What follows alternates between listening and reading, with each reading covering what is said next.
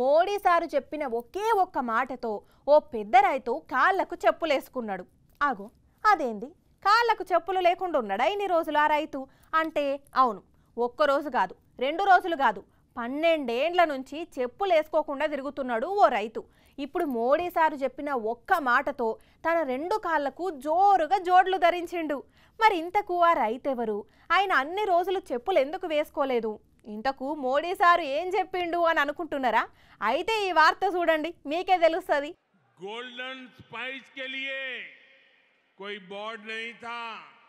अब भाजपा सरकार ने तय किया है कि देश में एक अलग नेशनल टर्मरिक बोर्ड बनाया जाएगा। మోడీ సార్ చెప్పిన ఈ ఒక్క మాటతో నిజామాబాద్ జిల్లా బాల్కొండ నియోజకవర్గంలో ఉన్న పాలెం గ్రామానికి చెందిన ముత్యాల మనోహర్ అనే ఈ రైతు చెప్పులేసుకున్నాడు.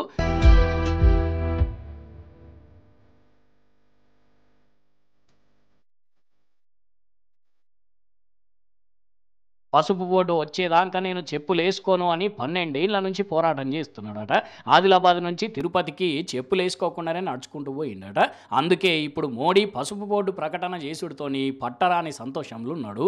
నరేంద్ర మోడీ గారు పసుపు బోర్డు ప్రకటించిన తర్వాత నాకు ఎంతో సంతోషం ఉన్నది. ఈ రైతు సంబరం ఇట్లుంటే నిజామాబాద్ ఎంపీ ధర్మపురి అరవింద్ ఆయన కార్యకర్తల సంబరం చూడండి, మొత్తం హల్దీ ఫంక్షన్ జరిపినంత పని చేసిండ్రు.